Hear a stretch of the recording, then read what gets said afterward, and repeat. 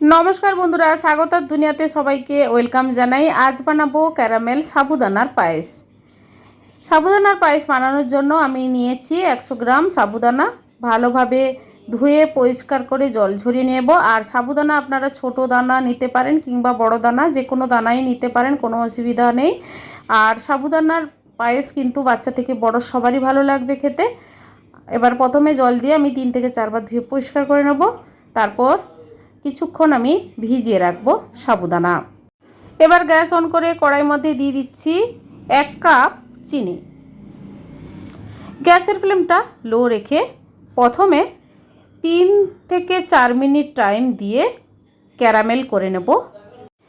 Caramel করে সাবুদানার পায়েস বানালে কালারটাও ভালো হয় আর টেস্টটা দুর্দান্ত আসে।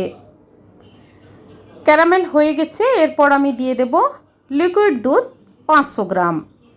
দুধ আমি আলাদা পাত্রে গরম করে কিছুক্ষণ ফুটিয়ে রেখেছিলাম। ওই দুধ দিয়ে আরও মিনিট 2 টাইম দিয়ে ফুটতে দেব। এবার আলাদা একটা বাটির মধ্যে হাফ কাপ লিকুইড মিল্ক তুলে রেখেছিলাম, তার সঙ্গে কাস্টার্ড পাউডার 1 টেবিল স্পুন ভালোভাবে মাখিয়ে দিচ্ছি। এটা আমি ক্যারামেল সাবুদানার পায়েসে মিশিয়ে দেব। তাহলে পায়েসটা বেশ ঘন হবে আর কালারটাও বেশ সুন্দর আসবে। এবার সাবুদানা ভিজে রেখেছিলাম, ওটা আমি দিয়ে দিলাম দুধের সঙ্গে। দিয়ে নাড়াচাড়া করে গ্যাসের ফ্লেমটা একদম লো রেখে আস্তে আস্তে করে কিছুক্ষণ ফুটতে দেব।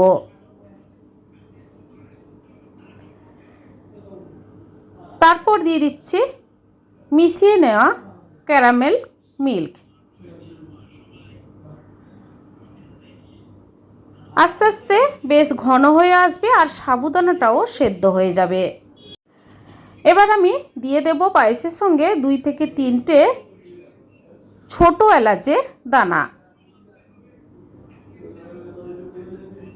ছোট এলাচ দেওয়ার পর নাড়াচাড়া করে সবার লাস্টে দিয়ে দেব কিছু ড্রাই ফ্রুটস, আলমন্ডস, কাজু বাদাম, পেস্তা ছোট ছোট করে টুকরো করে দিয়ে দিচ্ছি। এবার গ্যাস অফ করে কিছুক্ষণ রেস্টে রেখে সার্ভ করে নেব ক্যারামেল সাবুদানার পায়েস।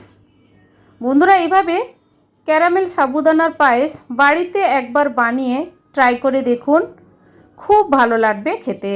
বাচ্চা থেকে বড় সবারই ভালো লাগবে। আজকের এই সাবুদানার ক্যারামেল পায়েস রেসিপি আপনাদের কেমন লেগেছে কমেন্ট করে অবশ্যই জানাবেন, লাইক করবেন আর আমার চ্যানেলটি বন্ধুরা সাবস্ক্রাইব করে নেবেন এরকম দারুণ দারুণ রেসিপি জানার জন্য।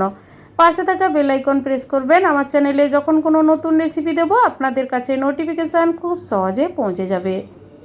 আজ এ পর্যন্ত, সবাই ভালো থাকুন, সুস্থ থাকুন, ধন্যবাদ।